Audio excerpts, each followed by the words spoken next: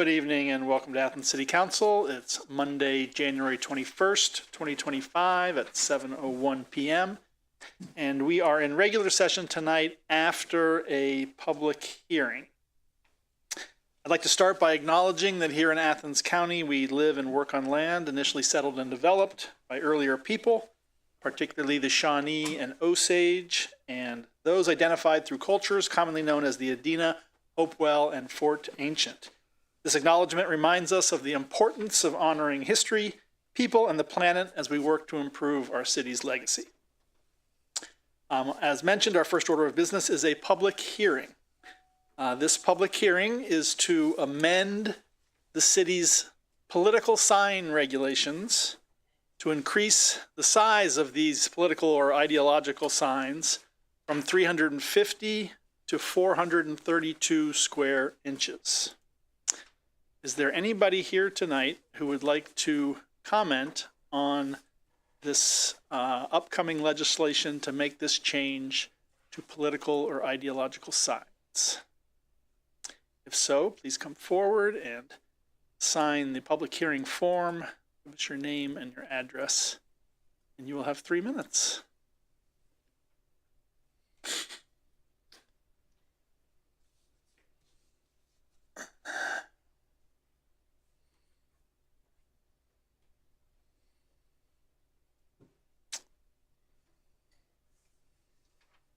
We'll wait another little minute. I heard a noise in the hallway there. Is anybody coming down?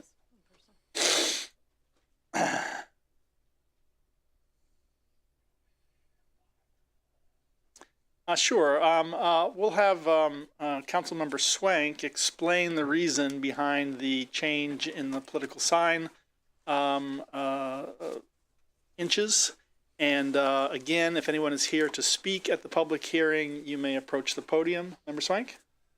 I saw a lot of faces out there with the expression, well, what is this all about? Why are they doing this?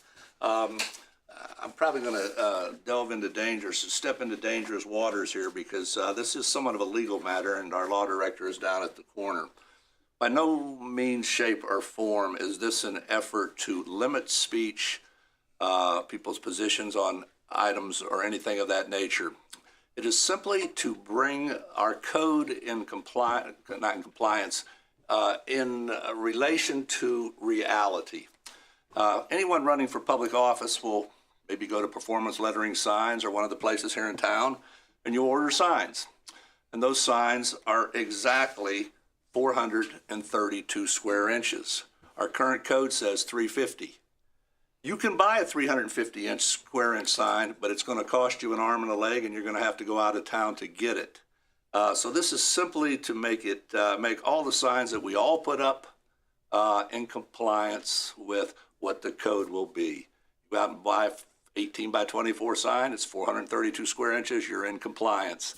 As it is now, at 350, all of the signs that the candidates have put up when they've run are out of compliance, as well as a sign 8 feet by 25 feet. And in an effort to regulate the size of signs, we decided to go with, or suggest, I shall say, a sign that matches the standard yard sign that you see popping up in April and again in October. No way, shape, or form are we regulating content, the design of your sign, what it can say, but simply the size to make it uniform and consistent with what you can buy at the local store or online. Thank you, Member Swank. And for further clarification, it's this type of change to our city code that requires a public hearing before legislation comes forward. So you will be hearing about this in legislation later today, but now's the chance to share your comments on this. Seeing none, we will move on to our regular session of council. Our first order of business is to establish quorum. All council members are present and we have quorum. The next order of business is to appoint an acting clerk for this evening. May I have a motion? Yeah, I'd like to make a motion that we appoint Scott Thompson as our acting clerk for this evening. Thank you, Members Spionis and Members Reisner. We have a motion and a second to appoint Scott Thompson as acting clerk for this evening. Are there any comments or questions? All those in favor signify by saying aye. Aye. Opposed, nay. Mr. Thompson, congratulations. You are appointed Clerk of Council this evening. The next item of business is communications. Do any council members have communications they would like to share? Member Wood. Yeah, I've received a couple recently that I think deserve mention. I got a note from Kurt Vincent on 4th Street this morning, noticing that a lot of folks have snow pile up still and asking what could be done. Namely, he flagged that, the city ordinance requires owners or occupants to shovel their walks in a timely fashion. And he noted, I think importantly, that there were mail carriers still out at 7 p.m. last night because of the large snow drifts. In fact, when I left my house, there was a UPS truck still doing delivery as well. And so he was flagging, one, that it is city law to do this in a timely fashion, and also that some landlords have tried to pass this on to tenants in their contracts. Mr. Vincent also took the time to follow up, speak to Dave Riggs, who kindly gave his time and advice, and said that, in fact, if, I'm paraphrasing all of this, but if a tenant doesn't do it in a timely fashion, it does fall back on the landlord to become responsible. But he was interested if there's anything else we could do to help people move along in a timely fashion. And so I think that's worthwhile to talk about, especially in areas that, have narrow or steeper sidewalks. So I don't know if the administration has any advice on that or thoughts, but I wanted to share that note. Yeah. On exactly that note, I am meeting with Mary Nally, who is the University University Community Engagement Director, and Megan Vogel, who works for the president of the university, and we're going to have a conversation about finding ways where the university students and the community can work together on things like shoveling snow. For example, one of the groups that is particularly bad about that is the Greek houses.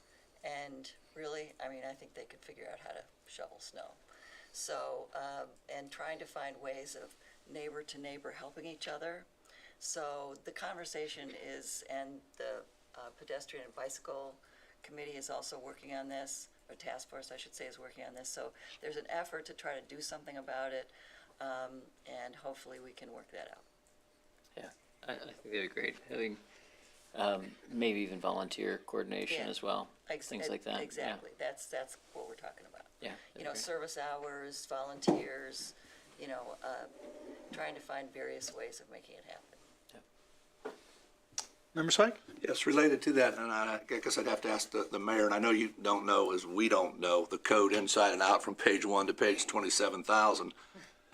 Is it legal for a four-wheeler with a plow to operate on our city sidewalks? The reason I ask, because on the Near East Side, a person has been doing that for 20 years, and this year was told by our police department they could no longer do that. So in terms of your cooperative effort, I'm just curious. I don't want people getting thrown in jail for doing a good deed, but do you know if that's legal or illegal? I heard the same thing, Councilmember Swank, and I don't have an answer to that. You can certainly use a motorized snow blower to remove snow from your sidewalk, so therefore I'll look into that. I have concerns about that as well, because if someone does have even a Kubota tractor like I do and have a brush on the front of that to help remove snow from, I don't have a sidewalk, but if I did, I personally don't have an issue with that. I will look into that more deeply and see if there is anything in code that speaks to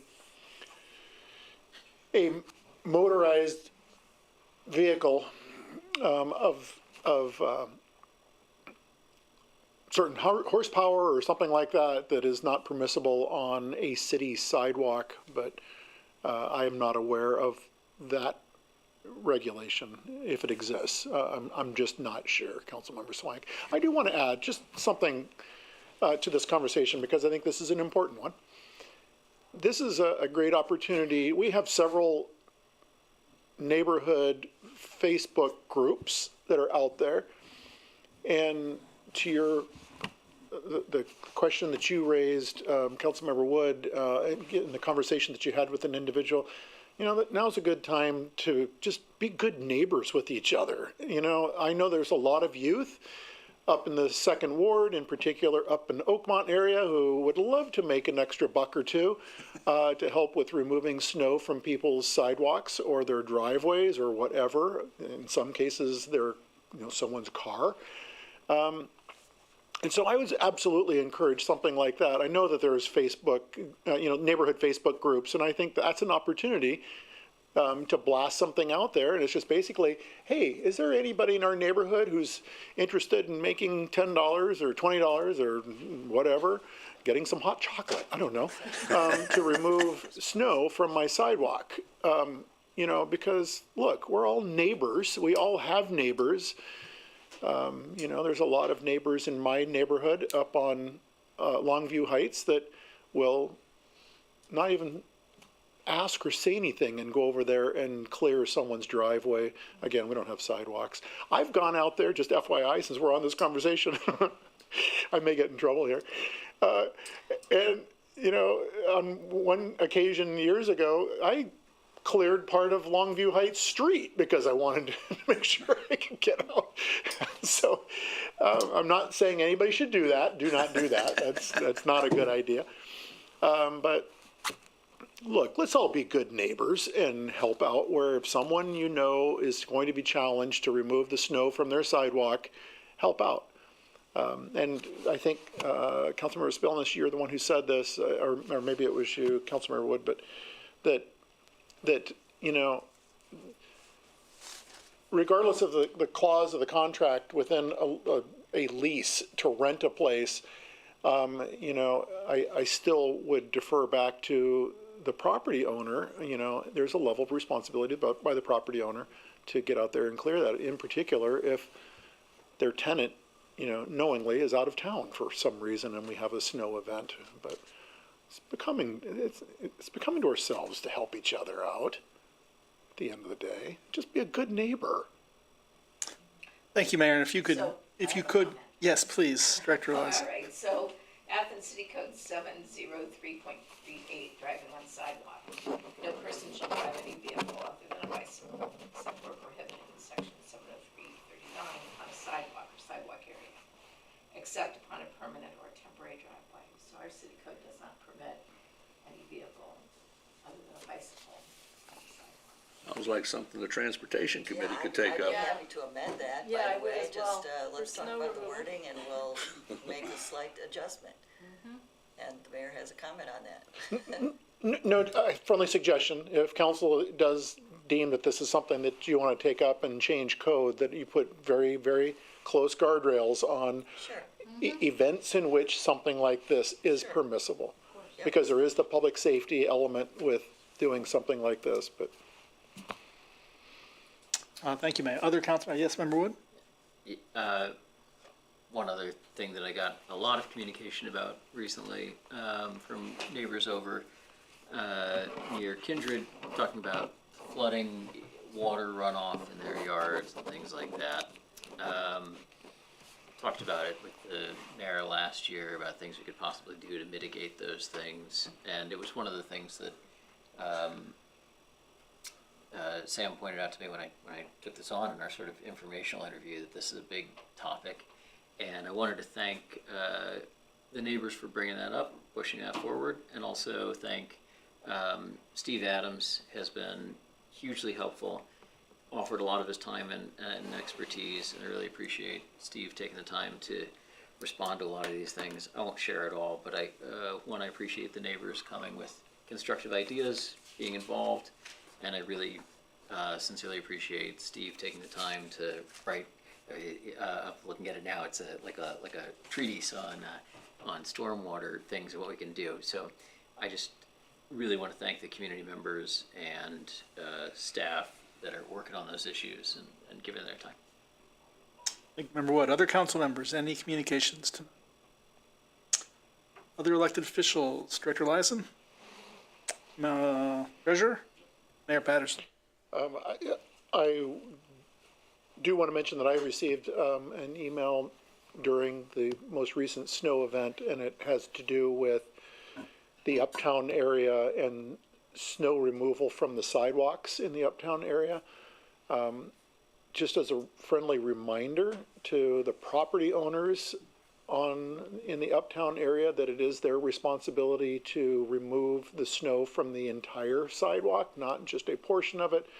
The email was one in which someone with mobility issues was concerned about being able to park not only in a accessible parking space, but the pile of snow that was at the meter was such that they were not able to safely exit from their vehicles. So, you know, if you read the code, it speaks to 18 inches out from the curb.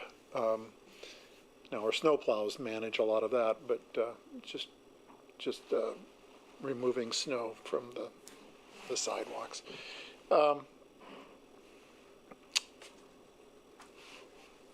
I just want to share with council as a communication that this past week I attended a housing summit in Washington, D.C. That was sponsored by the National League of Cities, and was able to sit on a panel.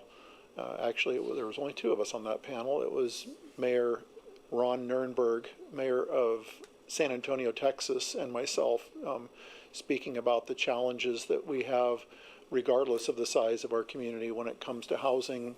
The National League of Cities is putting together a new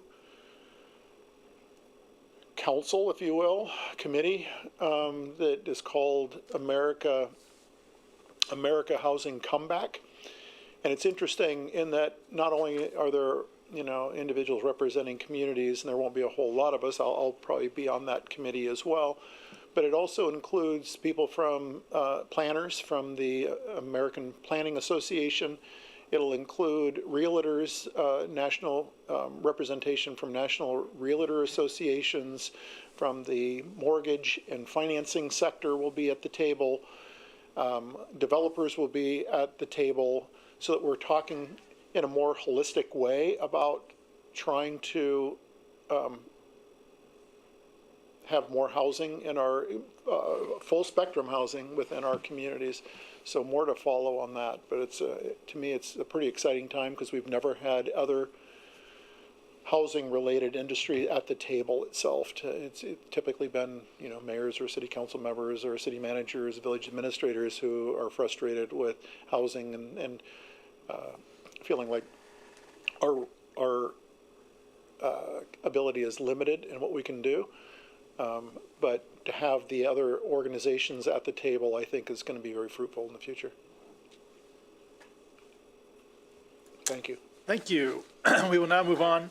I'm sorry? Yeah, go ahead, Member Spianis. Yeah, and thank you for attending the Affordable Housing Commission meeting today. That was, glad to have you there, and Sam. So I just want to say thank you for that, and we are looking pretty vigorously about housing issues as part of the Affordable Housing Commission. And I met with Jim Kaufman, the Director of Real Estate, earlier this last week, and he is himself struggling to find a house. And I got a communication from a realtor in the community saying she's desperately trying to find even a rental for a new executive to OU who can't find anything. So we're at all ends of the spectrum looking for housing for folks. And so, and I have to say that the Board of Realtors has some very interesting ideas, creative ideas about what we could do in the community that is being looked at nationally. So there's a great deal of interest in the community to pursue a variety of different avenues. So Thank you for that. We'd be happy to hear anything you got, by the way. Okay, we will now move on to ordinances for third reading. I will read the title and introduce the council member. We only have one tonight. Ordinance 137-24 is an ordinance amending Ordinance 116-24 to increase non-union compensation for the Assistant Law Director and Prosecutor, introduced by the Finance and Personnel Committee. Thank you, Mr. President. I'd like to make a motion that we adopt 137-24. Second? We've read this a couple of times. It's been discussed in committee, and the law director has filled us in on the reason for this. Let me just refresh everyone's memory. I'll read Section 1. In accordance with Section 1 of Ordinance 116-24, City Council does hereby authorize a general hourly pay increase effective the first pay period in 2025 with retroactive pay for the following positions. Assistant Law Director, pay grade 11 from $39.37 to $42.94, and Prosecutor, currently filled position, pay grade 10 from $36.85 to $39.39. Does the Law Director have any additional information? Only that, the position that was in pay grade 11 was, the chief city prosecutor, and we felt that there was more of a need for an assistant law director, since our civil side of the practice in the office has increased considerably. And, the prosecutor, so that position was assistant law director, part-time prosecutor, and we made it assistant law director, took away the prosecutorial duties. And the prosecutor position here was moved up to pay grade 10. That person in the currently filled position assumed quite a few duties of what were the duties of the chief city prosecutor. And I'm delighted to say that I have extended an offer that was accepted for the prosecutor position that's been vacant since October. And that person will start on February the 10th, and when the person starts, I will give you that information and give you a name. Somebody who is experienced, so we're thrilled. Thank you. That's all I have. Thank you, Member Reisner. We have a motion and a second to approve 137-24. Are there any comments or questions from council? City administration? Public? Seeing none, all those in favor of approving 137-24 signify by saying aye. Aye. Opposed, nay. The motion is approved and the ordinance is passed. We now have ordinances for second reading. I will read the title and then check to see if there are any comments or questions. Ordinance 1-25 is an ordinance amending Ordinance 14-24, authorizing the East State Street Signal Improvements Project, number 367, and authorizing the auditor to make an interfund transfer, introduced by Councilmember Spielness. Ordinance 2-25 is an ordinance authorizing the Service Safety Director to enter into a development services agreement with Community Building Partners, LLC, and a purchasing program grant agreement with the state of Ohio for the Welcome Home Ohio Program, project number 381, introduced by Councilmember Swank.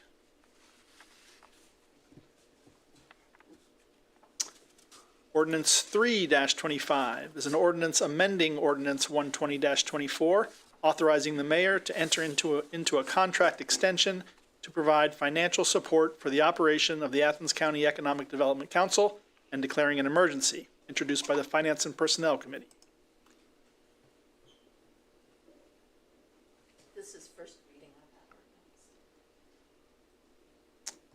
that ordinance.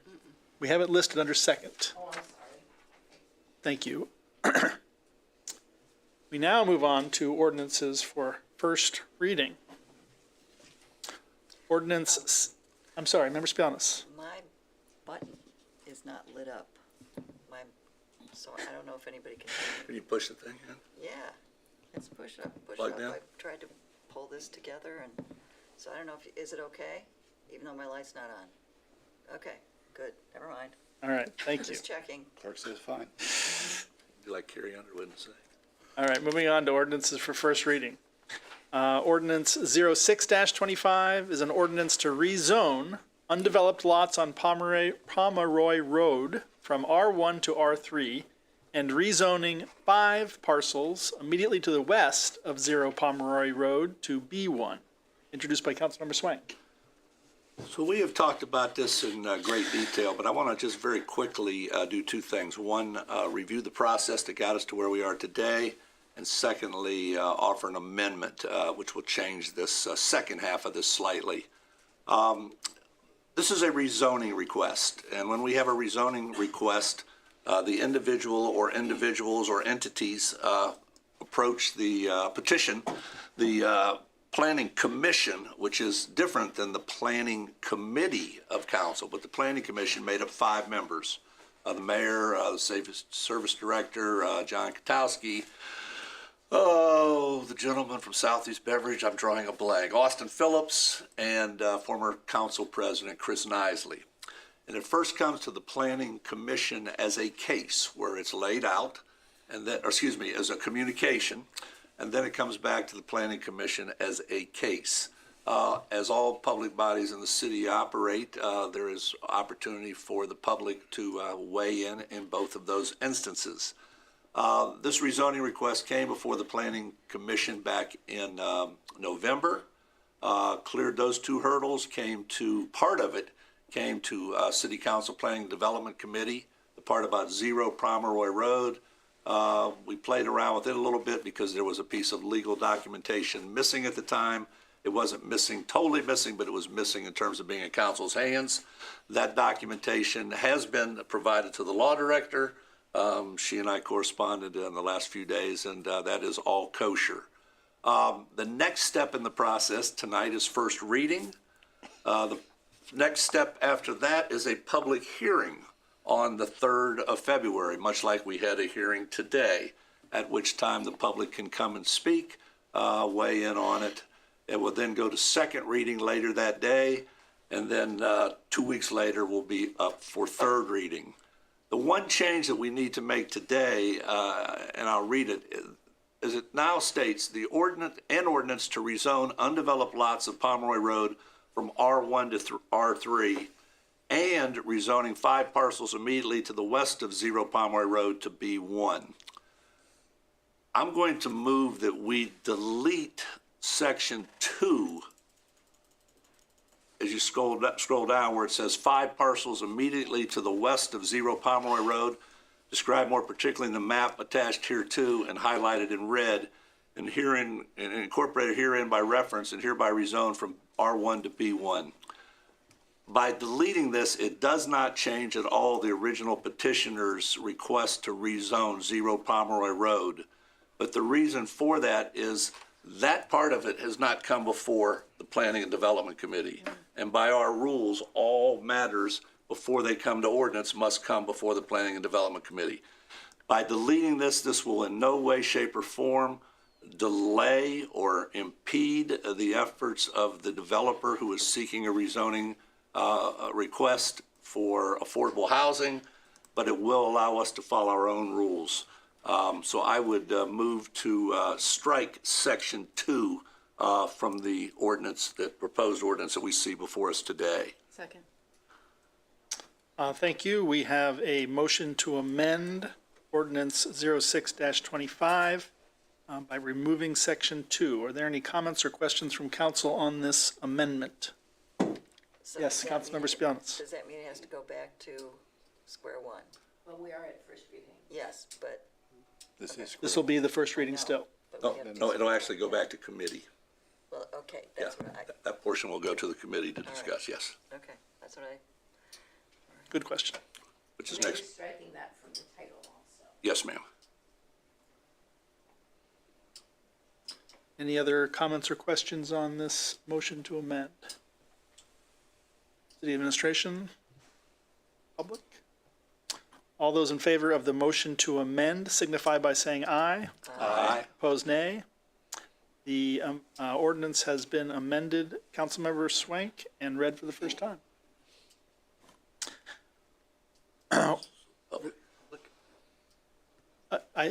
Yes, public, would you like to comment on the amendment or comment on this ordinance?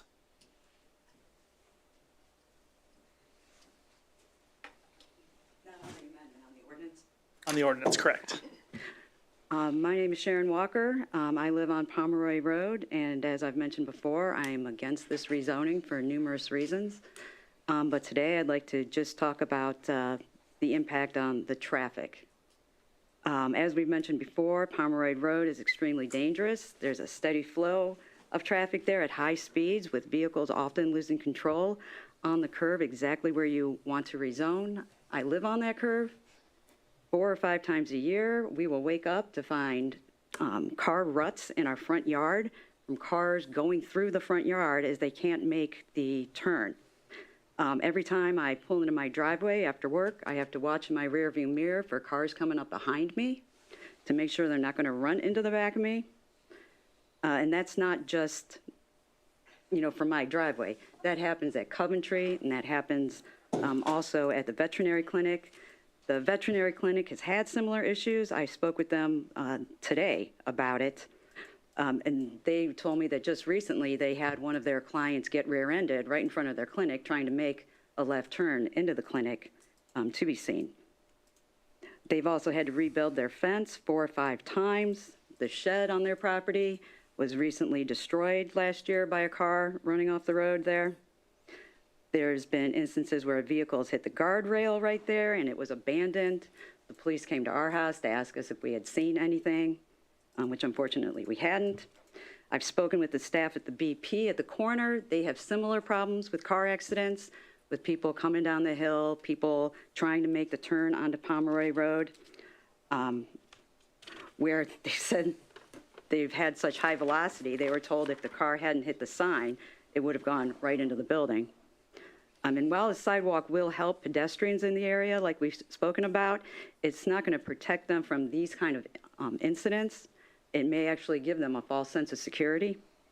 And I also think it's interesting that when the 33 bypass was completed, one of the touted benefits by the city was that it was going to get traffic off of Pomeroy Road because they recognized this as being a dangerous thoroughfare. The entrance and exit ramps that are so weird down there, and I'm sure you're all familiar with them, were purposely made to be kind of inconvenient to drivers in order to incentivize them not to use Pomeroy Road and to stay on the bypass. But now, 15 years later, you guys want to rezone everything and bring more traffic and more danger to the area in the same way that the city was once trying to move traffic off of that area to protect the people that live there. And lastly, I'd say that for the people who are contacting you about trying to find somewhere to build a house or buy a house, put them right there on this R1 zone. They can build a house right across from me, no problem, if you don't rezone it. Thank you. Thank you. Please. Good evening. My name is Sean McMickle, and I'm with Spire Development. We're the real estate development company that is interested in rezoning this parcel to facilitate the development of a 50-unit affordable housing project. And it's been a few weeks since I presented at Planning Committee, and so I just wanted to address the project just to refresh everyone's memory on what we are hoping to accomplish, and then also address some of the concerns that were raised. So we're proposing a 50-unit affordable housing project that'll be financed by tax credits through the state of Ohio. And what that means is that we will be capped in the amount of rent that we can charge, which allows residents to have an affordable place to live within the community. We feel strongly that this property in particular is a good fit for R3 zoning. It immediately abuts existing multifamily housing and existing business, also abuts existing residential. This property, our project in particular, it'll be a 3-story elevator service project. And so it will have an accessible route throughout the property, and it will have double the amount of 504 accessible units as required by building code, which is a requirement of the state for funding. And so I don't want to take a lot of time, and I'm happy to go in more detail, but a few of the concerns that were raised at Planning Committee meeting, we took very seriously, and we did some proactive outreach to try to address those to see if there was anything that we were overlooking and perhaps needed to address. So one of the first items that was brought up is that this property in particular tends to get wet in the springtime and during periods of heavy rain. There are two creeks that abut the sides of it, and there's a lot of concern that our proposed development will cause flooding on the adjacent Florinmore property. And so after the initial hearing, we engaged a civil engineer. We felt very strongly that we will not cause any issues with flooding to our neighbors, but to be sure, we engaged a civil engineer to do a preliminary analysis of the site. And what they told us confirms what we suspected all along, is that in order to develop the property, we will need to use the critical storm method of water detention. So we will have an underground detention basin, which will actually improve stormwater runoff. It will not actually cause an increase in floodwater runoff or flood elevation on any adjacent properties. We will actually be improving it on site. I also do want to point out that this is a use that we are discussing, not necessarily a site plan approval. And so this is just the first step. If we are able to move forward with the project, we will be subject to Title 41 site plan review, and we will have to clear any and all engineering reviews in order to develop the property. So this is just the initial hearing on use. And I have a lot of other items that were discussed, but I want to be respectful of the time limit. I can continue, or I can stop at this point in time. You may continue if you have a Okay. few more. It's okay. Thank you. Another item that was brought up of concern is that, and was discussed this evening, is that the proposed project will cause an unsafe increase in traffic. We engaged a traffic engineer, a third-party design professional, to run an analysis on the site. Per Ohio Department of Transportation guidelines, it's not necessary to do an analysis unless you have over 85 units, and you don't need to do a traffic impact study unless you have over 300 units proposed. We are only proposing 50, but nonetheless, in order to, it is a unique area and a unique site, we did want to address those concerns. And the findings of this traffic analysis concluded that peak hour trips, so they look at the use on site, they look at adjacent roads and the traffic volume. They found that peak hour trip rates, so the most number of trips in a single hour, peak hour trip rates in the AM hours from 7 and 9 AM would be 25 trips, and peak hour trips in the PM hours between 4 and 6 PM would be 23 trips.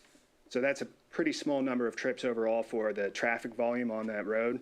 It represents, and this is included in the study, a 1.9% volume of total daily traffic at the intersection of Pomeroy and Richland. So just 1.9% is what that peak hour trip would represent. So it is, in actuality, a very low volume of traffic that this type of development would produce specifically. Please do wrap up when you have a Okay. chance. There are plenty more, but at the end of the day, we're just trying to create additional affordable housing stock for the people that live within the city of Athens. We assess these, we get a market study for these projects, and they look at the primary market area. There's a great demand for affordable housing within Athens specifically, and we're just trying to take a small chunk out of that for this project. So I'm happy to address any additional questions or concerns, but that would conclude my remarks for now. Thank you for being here. Appreciate that. Member Spells? Yes, you mentioned elevators. So many three-level units do not have elevators, as we've noticed. The advantage there would be that people with disabilities could then live anywhere on the properties. And you're saying, I think you were saying that you intended to include additional, more than required number of accessible places. To me, that's a great advantage. I mean, I know how much elevators can cost. We recently, anyway, not in my house, but in a building I'm familiar with, and it cost $50,000 for an elevator to go up one flight, and so that was a lot, and that was a few years ago. So I know they're expensive, and that would be a great advantage to folks. Just throwing it out there. Member McCary? Thank you. Appreciated the information you shared. It sounds almost like you have a frequently asked questions document that you're developing. And if there is such a document, I'd be interested in having more information, even about something like the engineering analysis that concluded that this could actually help reduce flooding in this area. Sometimes we hear solutions to concerns like that, but they're still contested. And if we can have some factual data that we can even share with community members, that would be really helpful. So especially since you indicated that you had some information to share in response to concerns that you haven't had time to share. Yes, we shared a packet with Planning Commission back in December, which I assume has not made it to council, which I'm happy to share that and provide any additional documentation as well. Thank you very much. Member Clodfelder? I wonder if I could ask the mayor a question pertinent to this. I heard those concerns about traffic. I've been on Pomeroy Road when other people were flying down the hill, and it made me nervous as another driver. And I just wonder if the city might be able to take some kind of traffic calming measures on Pomeroy Road to try to reduce the incidence of people driving rather recklessly, especially before, a unit like this may be built. But even right now, to help the current residents. I do think Pomeroy Road is a street is a road that could use some traffic calming measures. It's interesting,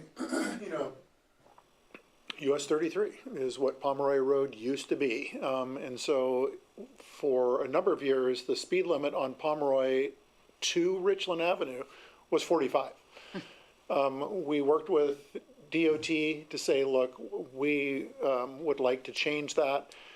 We learned that DOT said since that portion, Pomeroy Road up to whatever, I can't remember the name of the road, beyond Longview Heights Road, I live on Longview, that since that is within the corp limits, that we could actually reduce the speed limit. We did several years ago to 35 miles an hour. There's a rather interesting traffic calming technique that, unbeknownst to me, other than seeing them, is that the State Highway Patrol, since it is US 33, will still sit on occasion and monitor. I'm not going to disclose the location, but it will sit there, and it becomes its own form of traffic calming along Pomeroy Road. I recognize, like everywhere else in this city, it's not insular to Pomeroy Road, that when people see a long straightaway or stretch of road, that they will exceed the speed limit in that area. We certainly could explore, with the addition of more units in this area, the possibility of near Far Hills of dropping that speed limit yet again to 25. It's still within a mixed use, I would say. It's R1, but right next to that is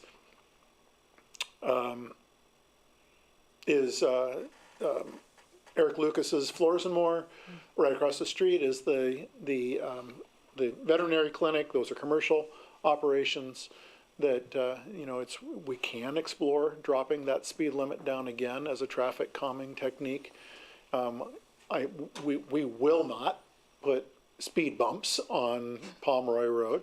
That would be irresponsible, given the sheeting of water across that surface and it needing to go into the Coates Run Creek. But we could explore that to see if it's responsible to drop that speed limit down again. I am familiar with the incident that was mentioned about that occurred at Pete's BP or the Marathon gas station that's there. I also recognize that was a unfortunate high-speed evasion incident that took place as someone was coming down the South Y off 50 at an excessive speed and did plow into the brand new sign at the Marathon gas station. That it was coming down off of US 50, off of what we refer to as the South Y, and plowed into that.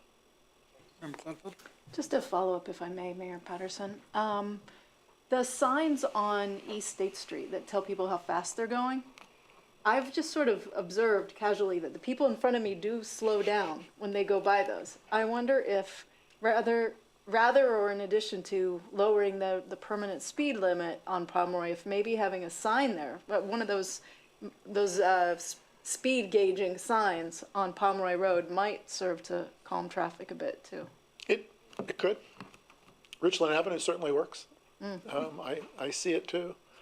But then I also, I also see on occasion someone going, let's see how fast I can go on Richland Avenue, and as per the radar speed sign. But no,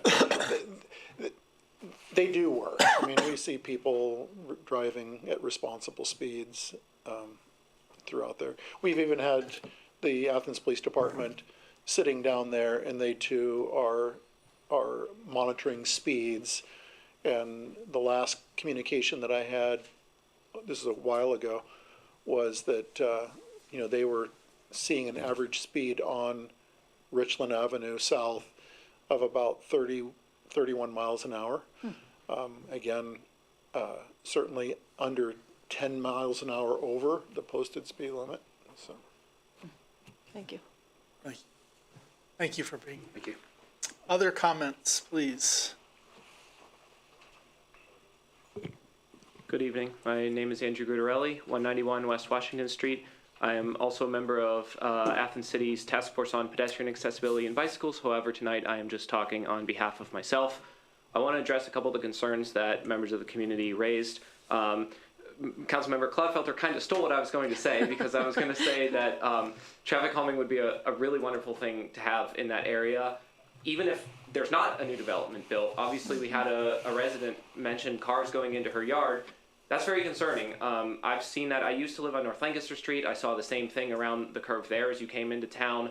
There's families with children that live there. There may be some on Pomeroy Road too. So that's something that, we should definitely look into. Speed bumps may not be possible, as the mayor indicated, but grooves that slow people down, or all kinds of different traffic calming things that could be further discussed in that area. I also want to speak to the need for more housing in Athens. I spoke to City Council back in October, November about the growing homelessness crisis in Athens. I'm really happy that members of the council and a lot of people have worked really hard with local churches to provide temporary housing to keep people warm through this cold snap. But obviously there's still more that needs to be done long term. We have the Sunset Motel, which I think is a really great project. But ultimately, long term, we need to build more housing. We cannot just build more and more homeless shelters. Part of the reason there is a homelessness crisis is because there is just a lack of housing. So housing is really, really needed. And I say this to preface my final kind of concern. Obviously, on the Task Force for Pedestrian Accessibility and Bicycles, we focus a lot on walkability, bikeability in the city of Athens. While there is a bus stop that's somewhere near Pomeroy Road, the frequency of that route is once an hour. It's a dangerous intersection without traffic calming or properly engineered sidewalks and crosswalks to get to that bus stop from where the new apartments would be built. So realistically, it's going to be another apartment complex with a big parking lot. It's going to increase car dependency. It's going to increase the need for parking uptown.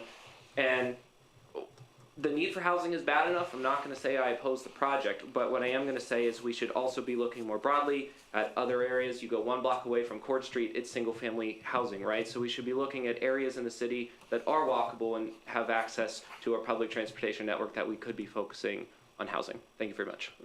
Thank you.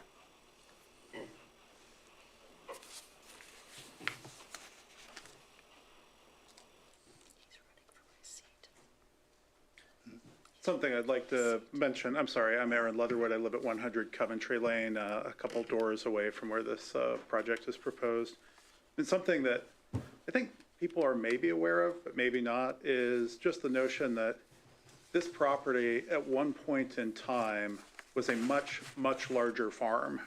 Like if you go way back, it was a farm that started down by where the marijuana dispensary is currently, and it would have gone all the way up to Pleasant Hill. And over time, you'll see this sometimes close to town with farms where they sell off a lot, they sell off a lot, they sell off a lot, they sell off a lot, and they're left with an interior piece of land and some place to access that interior piece of land. That's what we're talking about here. The fact that this is a really, really bad development site, it's not an accident. It's a really bad development site because this was the last little piece of land that nobody wanted. That's what we're being asked to consider for a high-density development. And I don't think anyone would have gone back in time and said to themselves, yeah, let's zone the city and let's make this somehow strategic or important. And the question is then, how desperate are we? And how much danger and risk are we willing to take on as a city to make this happen? I'll follow up in more detail later, but I would also mention that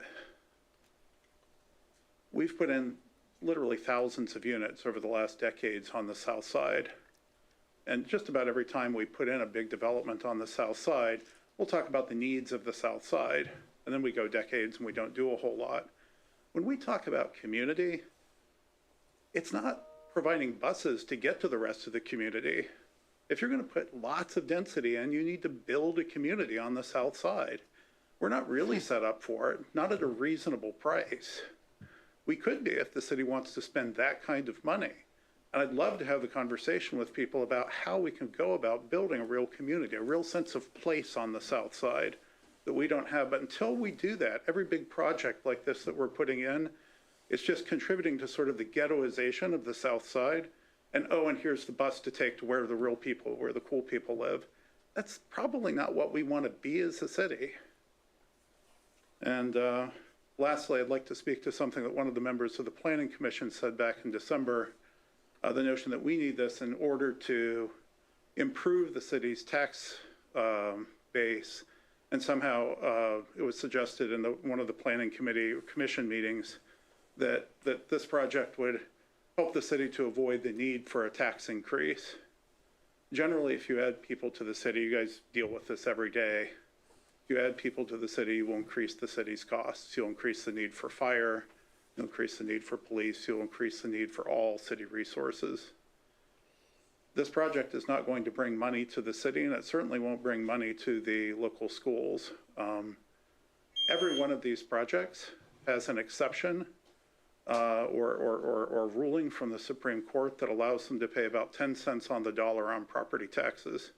Every one of these projects is not just subsidized by the state of Ohio. We will also be paying significant subsidies on these as taxpayers in the city of Athens. And it's an example, really not to signal out Kershaw Green, because again, it's fundamental to these projects. Kershaw Green pays property taxes on an assessed value of just under $13,000 per apartment, which is on the order of about 5% of the cost to construct those apartments. So something to think about. And again, something I'd like to revisit in more detail at a future time. Thank you.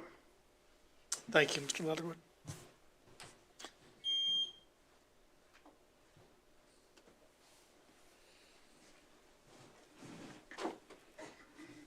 My name is Adam Lewis, and I live at 6 Coventry Lane. Now, don't let Mr. McNichol fool you here.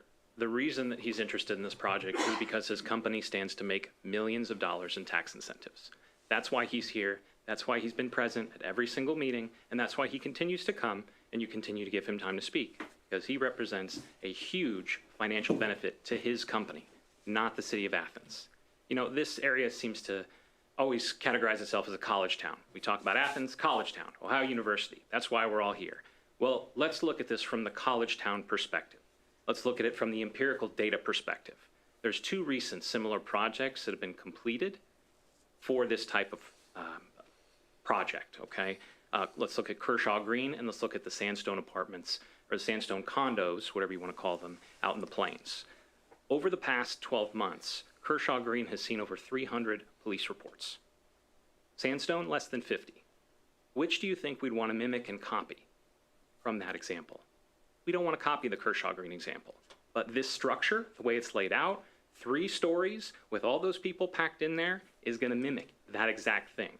And as Mr. Leatherwood just talked about, that's going to be an increased drain on the city's resources for additional police resources. Second, let's take a look at how this structure is actually configured. 50 units versus 55 parking spaces. Well, I don't know how that's physically going to work, because most people, let's say half of them are couples, we're talking about 2 cars. How are 50 people going to fit only 50 cars in that lot? They're not.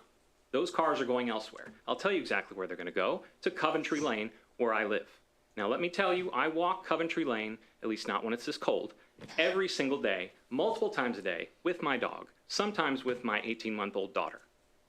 Coventry Lane, when there is a car on either side, is extremely dangerous because cars come flying through there. No amount of traffic control is going to do that. We have buses going through there, and there's really not enough space to walk through safely when there are cars there.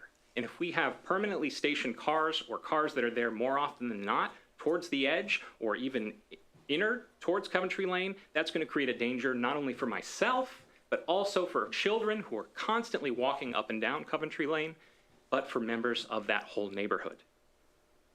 Then let's talk about one of the things brought up at a previous meeting about the small business aspect. Carpet Floor and More came up at a previous meeting and talked about how the flooding that happens year after year that comes from Coventry Lane is devastating to their business. It floods almost every single year. They have to put things on stilts and have it movable. Even the mayor talked about how he talked with them at a previous meeting as well. Well, if there's any sort of disruption, if we put these giant units there, I don't care what a county engineer, whoever they hired externally to come in and analyze this site is going to say, it's not going to create any additional flooding. Who am I going to trust? An engineer who was just brought in or somebody who's got 50 years of experience, 50 years of anecdotes when they have been at that exact location? Are we going to kill another small business in this town, or are we going to actually listen and support them? Finally, the Planning Commission said that this development has problems, but they approved it anyway. Well, if that's how we're going to make decisions, that something has problems and we're going to approve it anyway and we just pass it forward, well, then the Planning Commission should be ashamed of themselves because we do not govern that way. We do not put forward bad solutions that the entire city now has to clean up. Thank you. Can I ask him a question? Thank you. Sir, will you take a question? Sure. Member Swank? Mr. Lewis, you brought up two developments, the one that's proposed in Sandstone in the Plains, and you mentioned one that had quite a few service calls. In your research and your experience, if you were to compare and contrast the two developments, what could you share with, since none of us live in either one of them, what could you share about those, what you see positive in one, or negative in one, or just a general overview comparing and contrasting the two? Sure. So Kershaw Green is 3 stories. You have people packed in together in very condensed areas. Sandstone is you have individual units just side by side, so they're more like a condo. So when you have a less dense population center in a unit development like that, you are less likely to experience that high level of crime. Okay, great. Thank you. Any other questions? Yes, there was one. Sorry. I thought Sorry. it was on my head. Go ahead, Member Thomas. I'm just curious where the count for the calls to, I would first a little bit argue that 200 people packed into the size of Kershaw Green and Sandstone is how many people? Does anyone know roughly? So there's 191 units approximately in Kershaw Green. I don't know about Sandstone, but it's a lot less. It's a lot smaller. I keep hearing 300 calls. We get monthly reports from the police, and I think December had a high number, but a lot of months have 5 to 7, just as a anecdotal thing to throw out there. I don't know where that number came from, but I think it's a lot higher than what the reports I'm looking at say. I mean, that 300 plus number has been reported by news outlets around here, and it's become kind of adopted knowledge at this point. I mean, I'm actively looking at an Excel sheet, but they would disagree. I have an Excel sheet provided by the Athens Police Department that outlines 345 calls through the first week of December. I can send it to you. That would be great, actually. Thank you. All right, 345. Thank you, Member Thomas. Please. Jerry Miller, 14 Canterbury Drive.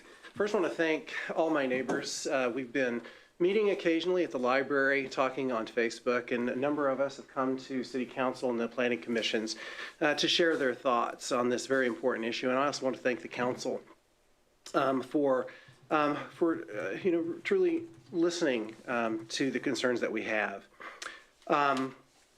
I sent an email invitation to my neighbors through the Facebook page for the Lamar Heights group in an effort to get us together in preparation for the February 3rd meeting, and this is partly what I included. This is not an easy topic to discuss.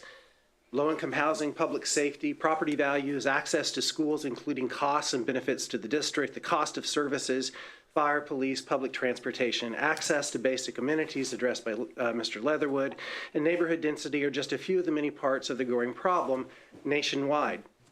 In 2016, in a 2016 post by Prosperity Now, a 501c3 working to transform our economy to work for everyone, argues that housing leaders need to make neighborhood engagement a priority if efforts to expand opportunity are going to be successful and equitable for all community members. This post and other readings read like a script from a play. We are not unique. We are the actors. A wealthy development firm arrives just in time because the deadline is a month away. We have a development plan funded by investors ready to invest millions and make millions.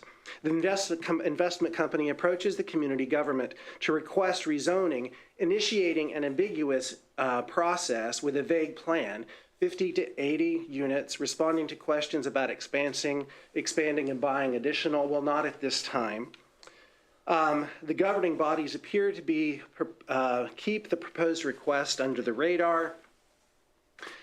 And neighborhood residents become aware of the plan through indirect channels, anonymous letters posted on our doors, and become upset. We've played our roles admirably in Athens.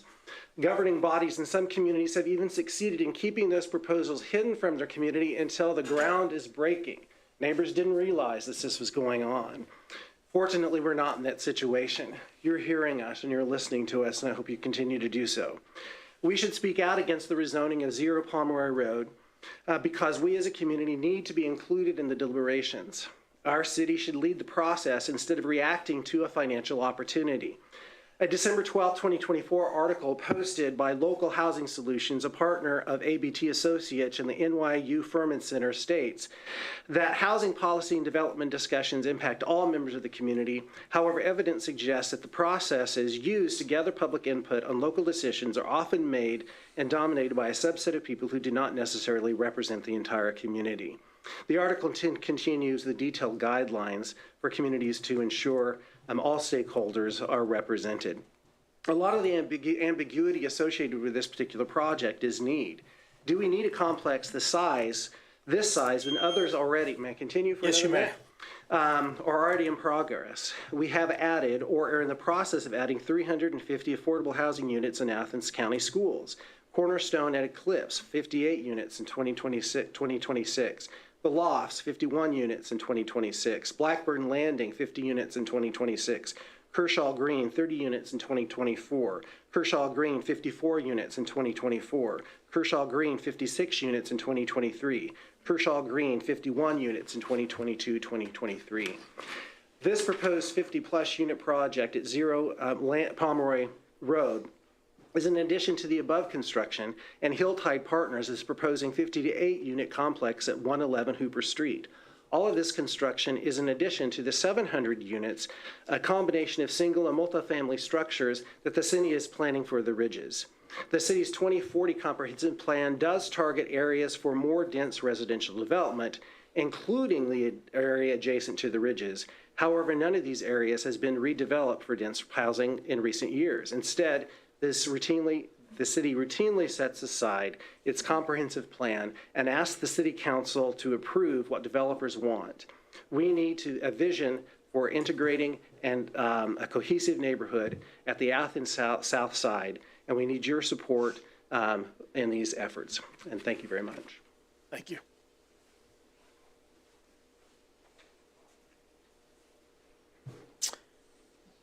Any additional comments from the public on ordinance 0625?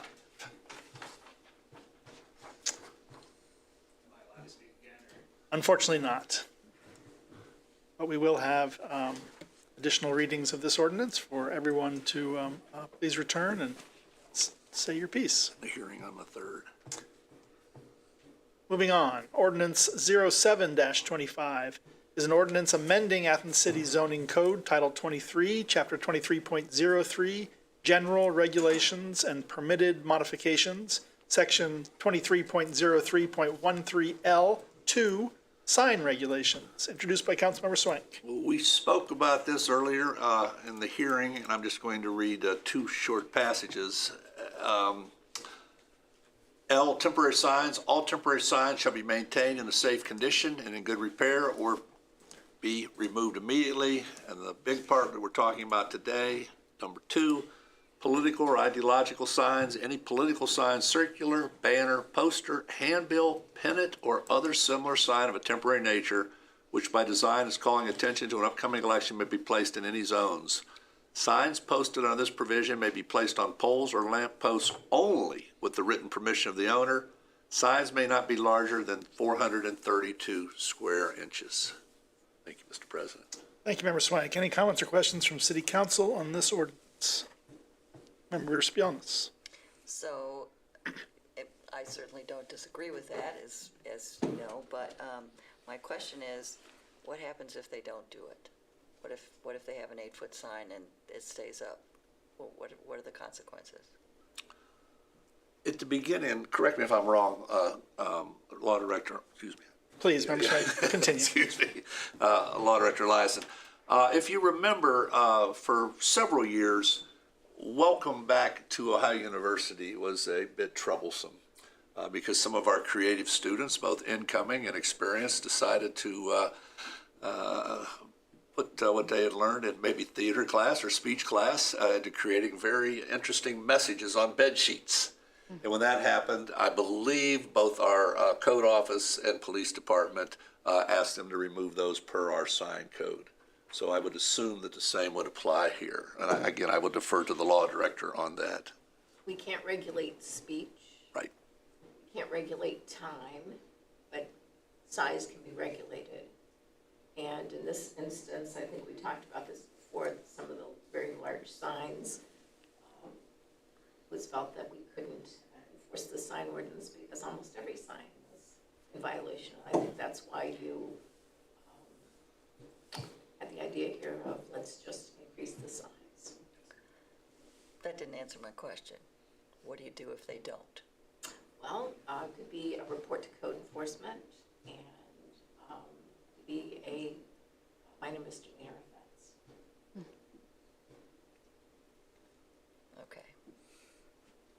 Other comments or questions from City Council? Elected officials, Mayor? I have a question and a comment. And my question being, Councilmember Swank, you were reading from the section that speaks to political signs, is that correct? Political or ideological signs. Or ideological? Yes, sir. But I'm assuming that this would apply to any temporary sign. You'll see signs of the same size that are all out throughout the city.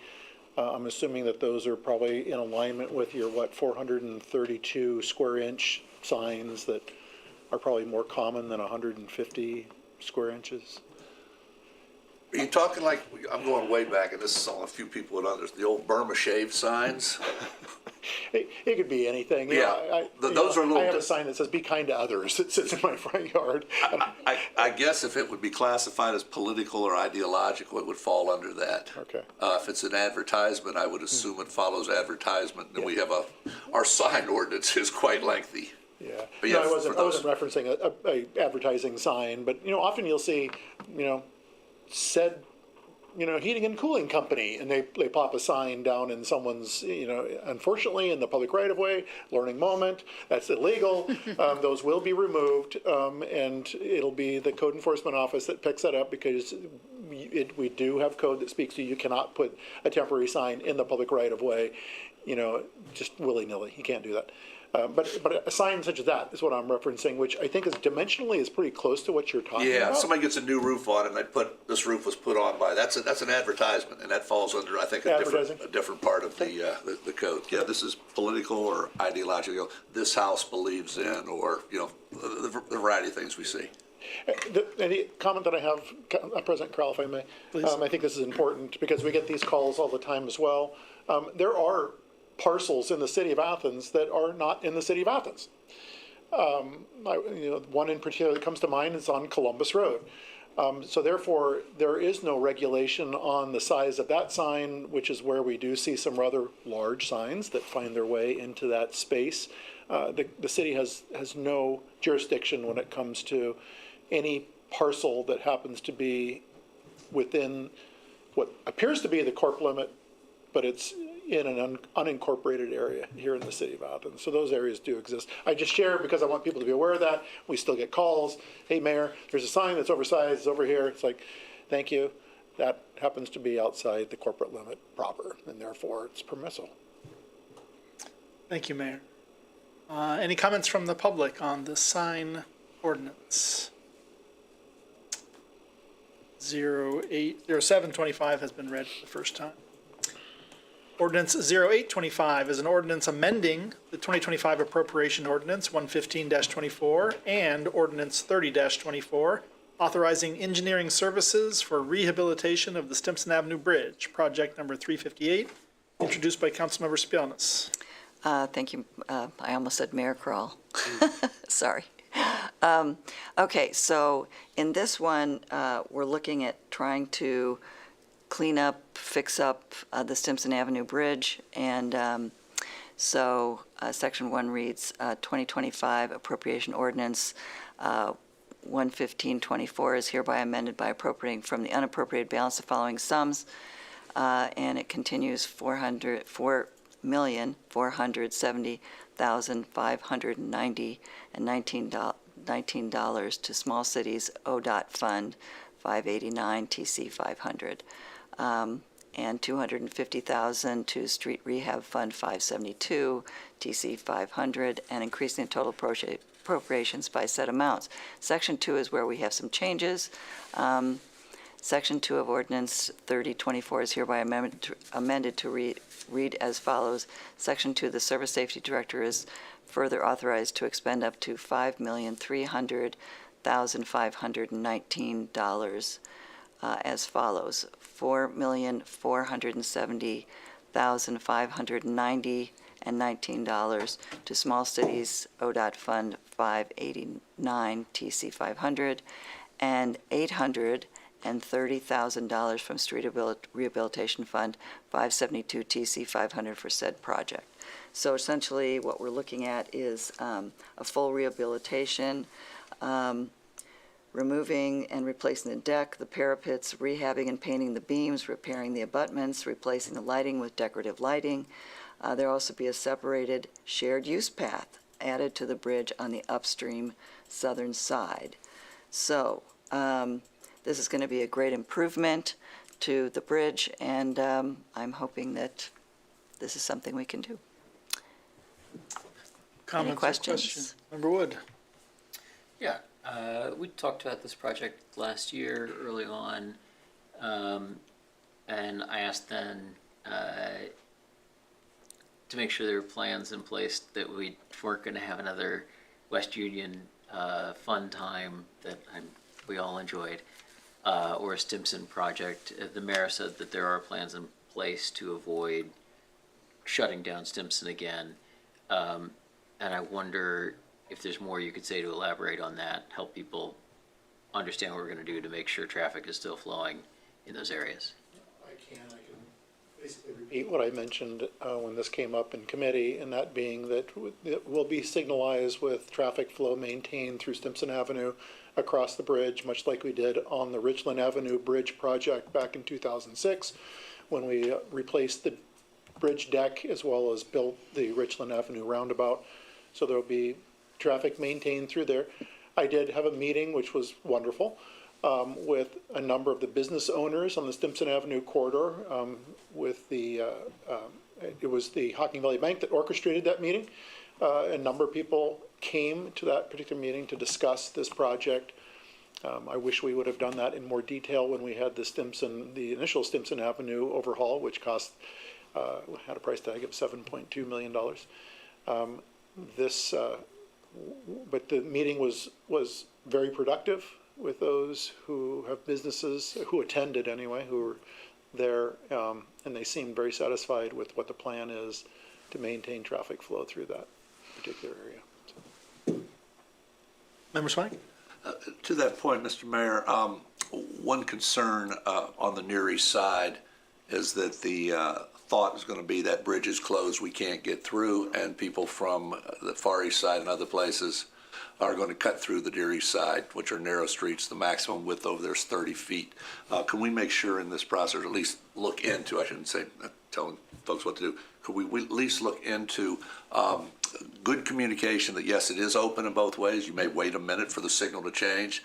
And secondly, appropriate signage is deemed appropriate to make sure we're routing people that way. Because the last time that was shut down, people would shoot up to May Avenue, make a left down May, make a right on Morris, and it became a racetrack through there. Yeah, Not to mention the fact people that weren't familiar with it got to Grant and were going the wrong way on a one-way street. Yeah, I mean, we put up the signs, we can't dictate how people drive, at least we can communicate with them. That would be very beneficial to the folks, particularly children on the Near East Side, 'cause there's a lot of kids that walk over there and bike. Yeah, we can make sure that we get the information about the traffic pattern through that area to where it's out there and get it out there early. It wasn't that hard, that difficult to put up some signage that, this is not, for cut through traffic as people come off Stimson Avenue, or if they think that they're going to come off Stimson Avenue, whether it's Grant Street, Campbell, or any other streets along there. So we can certainly, plan on posting. But I think the most important thing is just to have on heavy rotation notification to the populace that Stimson Avenue Bridge will still remain open to traffic flow. It will be signalized so that we can get traffic back and forth across both east-west across that bridge. Great, thank you. You're welcome. Other comments or questions from city council members? Elected officials? Anything to add, Mayor? Public? Good evening. Once again, my name is Andrew Guidarelli, 191 West Washington Street. As I mentioned earlier, I'm a member of the Task Force on Pedestrian Accessibility and Bicycles. While I am speaking on my own behalf, I think the other members of our task force would agree with me that we are extremely supportive of this project and thankful that City Council is taking this on. There's a couple local businesses across the bridge, and I think that'll really help pedestrian and bicycle accessibility to get there, as well as make sure our infrastructure is in good condition. If I could suggest one thing, if there's going to be a shared use path and a lanes for cars, we could look at some sort of barrier between the path and the cars, whether it's plastic bollards or something. You may have more information on that, just to prevent the chance of a incident happening. But otherwise, we're really supportive, and thank you guys so much for this. Thank you, Mayor. Would you like to respond, Andrew? I would. I appreciate the comment. Much like the Richland Avenue Bridge project, which has a DOT crash barrier, and so we'll be doing something very similar on the Stimson Avenue Bridge. Awesome. Thank you. You're welcome. Thank you for being. Anyone else from the public like to speak to this ordinance?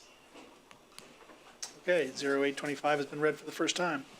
Ordinance 0925 is an ordinance authorizing the Service Safety Director to advertise, accept bids where necessary, and enter into contracts for design, maintenance, and additions to the Richland Bridge over the Hocking River and the Stroud's Run Bridge over US 33, project number 381, introduced by Councilmember Spionis. Thank you again, President Crowell. So that pretty much says it right there, but I'll go into a little bit more and read it for you. So essentially, this is an opportunity to address two bridges. One of them, of course, the Richland Bridge over the Hocking and the Stroud's Run Bridge over US 33. There's been some concern with the Stroud's Run Bridge, even though it's a little bit outside of the city limits.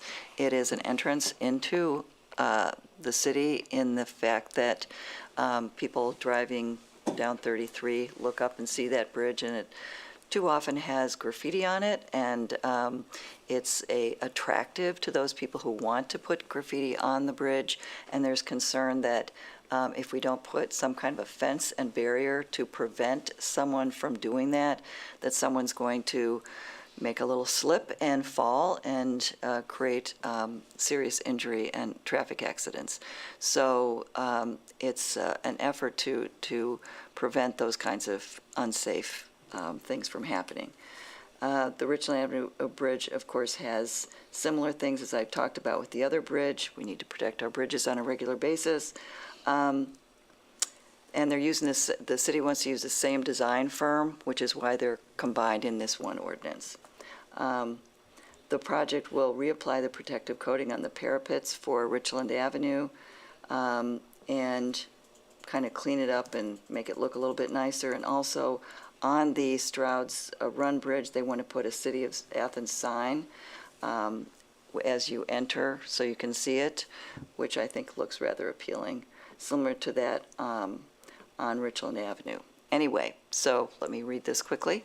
The Service Safety Director is hereby authorized to advertise, accept bids where necessary, and enter into contracts for design, maintenance, and additions to the Richland Bridge over the Hocking River and the Stroud's Run Bridge over US 33, Project 381, Section 2, the 2025 Appropriation Ordinance 115-24 is hereby amended by appropriating from the unappropriated balance the sum of $240,000 to Street Fund 220 TC 500 and increasing the total appropriations by said amount.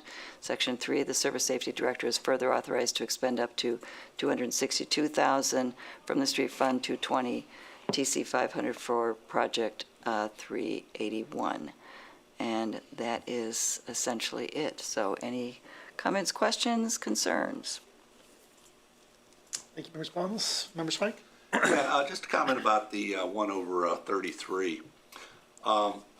You know, where it says City of Athens or Athens, whatever, on Richland Avenue, that's fine, but you're already in the city. We're talking about people coming from the northwest, coming to that bridge, under that bridge, and seeing Athens for the first time.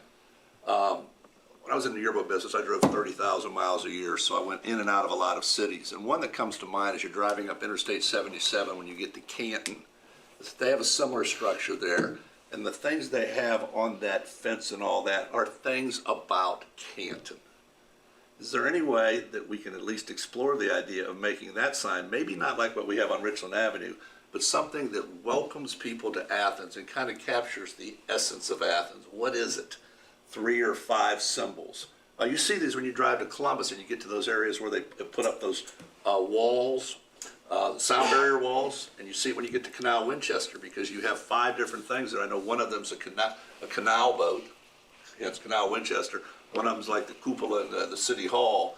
But, you know, something that distinguishes us rather than just saying City of Athens. And no offense to what we have Richland Avenue, but you're already in the city. Let's welcome people to the city. Just a thought. Maybe somebody come up with something that works and keeps us within budget.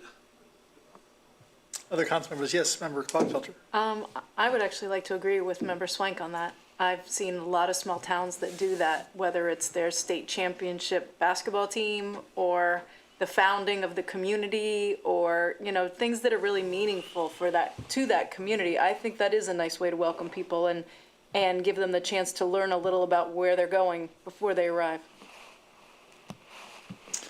Thank you, Member Clodfelter. Member Reisner? I'll just add my 2 cents to this. I think this would be a great project for AMAC to look at. For those who need to know, the Athens Municipal Arts Commission, they're responsible for the competition that brought in the sculpture park at the new fire station. That was done by invitations to artists, and there was a stipend associated with it. But something like this could be a project that would be very local. I'd like to see high school students involved with it. You know, the young artists, not just the old ones like me. You know, but that's my 2 cents. Other members of council? Member Spanolis? Yeah, I kind of like that idea. Well, thank I don't you. know about the high school students, but, I you like know, high school whatever. students. High school students, maybe. But I think saying welcome to Athens rather than City of Athens might be something to consider. Not that much difference in letters, some, but not that many. Anyway, I think it's worth a conversation, but having the Arts Council, I think is a great idea. So, any comments from the Member audience? Spanolis, just hold on a minute. Oh, sorry. Anyone else on city council like to comment on this ordinance? Elected officials, city administration? No. Now we may go to the public. Sorry, jumped the Okay. gun. The artist out there. Okay, thank you very much. Okay. Ordinance 0925 has been read That's for it. the first time.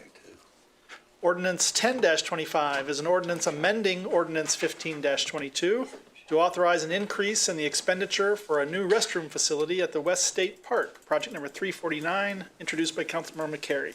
Thank you, President Crowell. This was discussed in committee and just requires an increase in funds for this restroom that's been a little bit hard to complete based on our initial bids. But now, as we read in section 3, the Service Safety Director would be further authorized to expend up to $300,000 from APR Income Tax Fund 273 Transaction Class 500 for said project number 349. I will ask if there are any questions from council members. Yes, Member Clodfelder? I would just like to say that I really approve doing this, or I'm in favor of doing this. When I first ran for council in 2019, all kinds of people told me how bad the restrooms were at the West State Park, and they've been kind of a negative aspect of the whole experience of playing baseball or seeing kids that you love play baseball.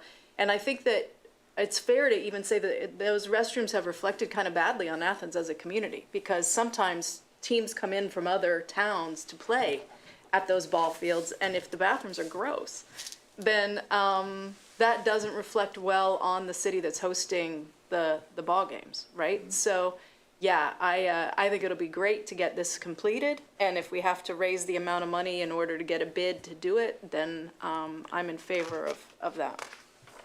Thank you, Member Clodfelder. Member Swink? Are these going to be on the north side? Mr. Mayor? Fields 1 and 2 are the traditional big softball fields. That's the south side. North side. North side, okay, good. North side, we've already plumbed that area when we expanded the parking lot, if you remember. We created more parking spaces because of demand that you were just referencing. I got really tired of seeing, Porta Johns down there, which is what Sandlot and other organizations would put down there because of need. So this is going to be very helpful for that area. We will retain the existing concession stands and restrooms, so that's not going away. It's just building out more restroom facility capacity for a very heavily used, I would contend, a sports complex park. Member Spielness? Well, I would agree that it's pretty gross. I've been there. And so I have no quibble with that. I'm still shocked at the price, though. Wow. It really costs, how many toilets are we putting in there? Wow. And this is after the efforts of our APR director to find some alternative ways to get this under the anticipated costs. So this has been really difficult for us to get done.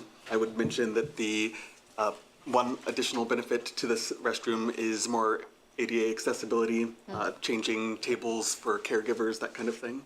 But the price is, and it does reflect efforts made by the director to bring them down as much as possible. Yeah, because I've been paying more attention to modular construction, which is cheaper. And we have a 3D printer construction building, I don't know what you call it, in the city. So I guess I'm just really surprised that we need to spend that much. That's a lot of money. But I know the mayor's going to complain now. But Perhaps the mayor has a comment? No, I'm not going to complain. No, but it's certainly worth stating that we've gone out to bid on restrooms for that area 3 times. Thank you, Councilmember Slank. I figured you'd know the answer to that one off the top of your head. And it's expensive. A cinder block facility being built in place, we couldn't touch it for less than $500,000. We were looking at other modulars. I've certainly been keen on this for a long time in changing the capacity down there for restroom facilities. And even modular can be very expensive. And I have to commend Catherine Ann Jordan, our Director for Arts, Parks, and Recreation. She has been persistent in finding I don't want to say, well, I will say it, the least expensive for what we need down in that area and coming up with this particular option, so. Is it going to be larger? I mean, I'm still not clear about that. How big is this thing going to be? I don't know the actual dimensions for this new addition down there, but it'll be more toilets, if you will, than that we see at the the original restroom and concession stand down at the park. Thanks for the plans. Member Swink? We should see the plans. One of the reasons for the expense is just not this restroom. When we're 72 miles from the Columbus airport, we often do one-off projects. Whereas if you're coming down 71 out of Columbus, there are 72 baseball and softball fields on your left, and I can't count the number of restrooms. It's a lot cheaper to come in and do a whole bunch of restrooms and drive maybe 5 miles or 10 miles than to drive 72 miles and put in one restroom. Just the cost of doing things here in Athens. You can build a house in Columbus in a development cheaper than you can build that same house here in Athens because you're doing multiple ones. It's boom, boom, boom, economies of scale. So yeah, I looked at it too, $300,000 for a bathroom, but when you consider it's a one-off project and we have to do plumbing, we have to do electricity, and as someone mentioned, the ADA accessibility of this, and remember, who goes to ball fields? Families. And families have kids. So we're putting things such simple as changing tables in all sides. So it's going to be something that's, talk about bathrooms, it'll be something that's going to be nice. It's not the old pit toilet along Interstate 77. So yeah, the one-off, what we're doing, it's a lot of money, but it will serve thousands of people every year. Well, I thought it was important to bring it up. No, it's legitimate. Because it's unbelievable, but yeah. All right. Member Thomas? I don't remember how many bathrooms it had, but from the APR meeting, this is also expandable potentially in the future. So if we want to add in more concessions or more anything, it can attach to this existing structure, which may impact cost a little bit, but allows us to be able to be flexible in the future. Good to know. Thank you. Member Reisner?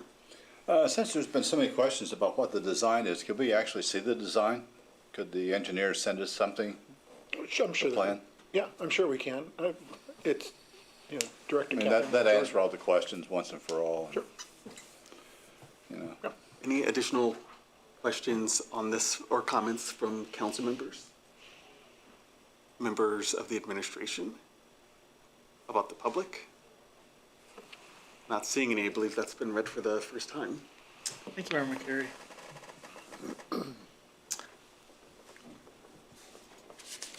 Ordinance 11-25 is an ordinance amending Ordinance 56-22 to authorize an increase in the expenditure for tennis and pickleball courts, project number 350, introduced by Councilmember McCary. Thank you, President Crowell.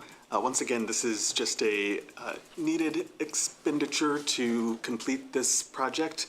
We know that the courts are in high demand, and we have had an issue with some of the iron beneath the surface coming to the top.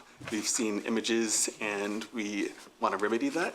And as you'll see in Section 3, the Service Safety Director would be hereby authorized to expend up to $350,000 as follows. $300,000 from APR Fund Tax 273, Transaction Class 500, and $50,000 from ARPA Fund 286, Transaction Class 500, for said project number 350. Do we have questions or comments on this repair? Member Swink? Before anybody thinks we're spending an additional $300,000, this is only a $21,750 increase. Don't get me wrong, that's a lot of money, but it's $21,750 increase, not an additional $300,000. Thank you for that clarification. Other members of the council? Administration? I have a couple answers to questions that Councilmember Swank raised when this came up in committee. One was there any requirement within the initial bid that we put out for someone to pave these surfaces about the iron content? The answer was no.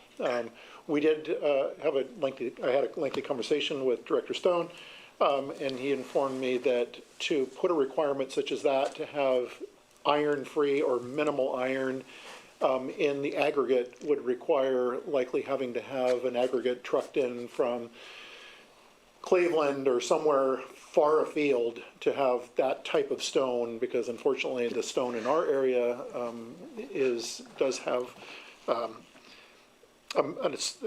amount of iron aggregate in it.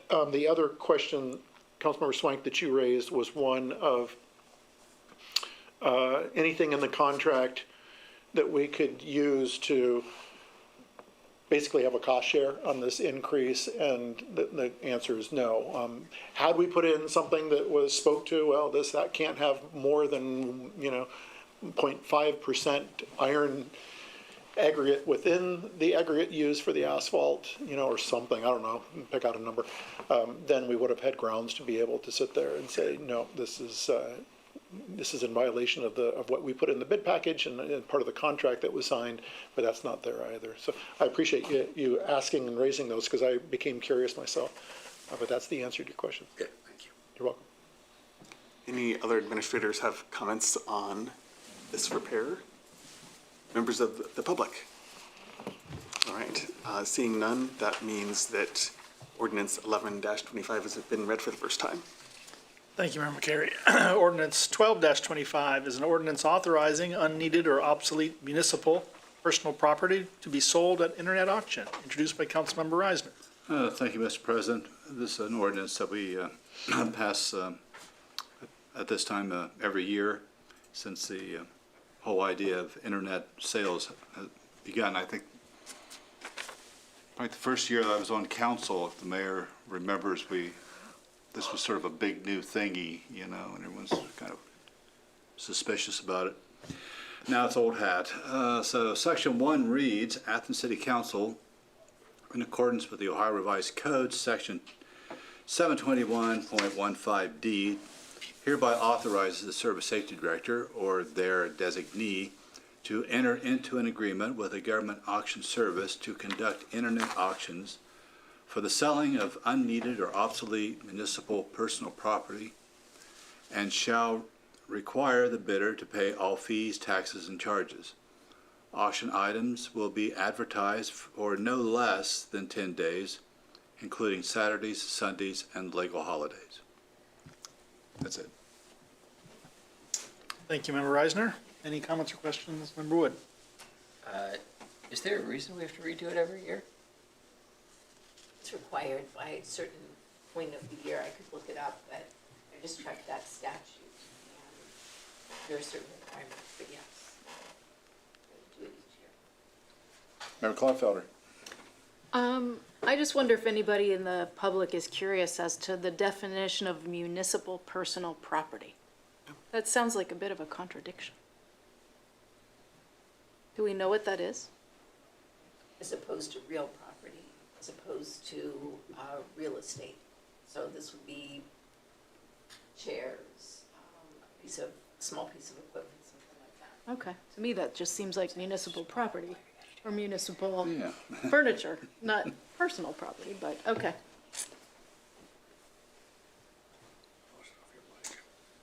Elected officials, city administration, public. Thank you. 12-25 has been read for the first time. Ordinance 13-25 is an ordinance amending the 2025 appropriation ordinance 115-24 and authorizing the interfund transfer, introduced by Councilmember Reisner.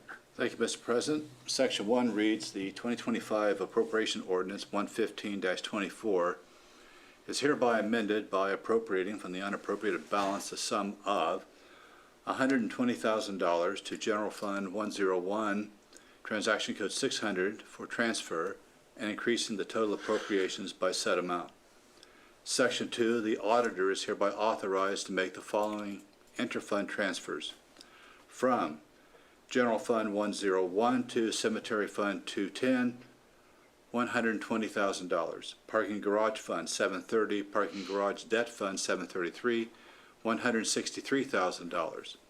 Water Fund 740, WTP Improvement Fund 744, $399,000. Section 3, the ordinance shall be in effect and full force upon passage and approval by the mayor. Thank you. Thank you, Member Reisner. Any comments or questions from City Council, elected officials, city administration, the public? Seeing none, ordinance 13-25 has been read for the first time.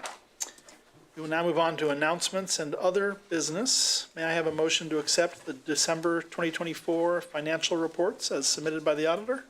So moved. Second. Thank you. We have a motion and a second to accept these reports. Any comments or questions? Seeing none, all those in favor signify by saying aye. Aye. Opposed, nay. The financial reports are approved. We now move to an opportunity for citizens to speak on legislative items and city services not covered on the agenda.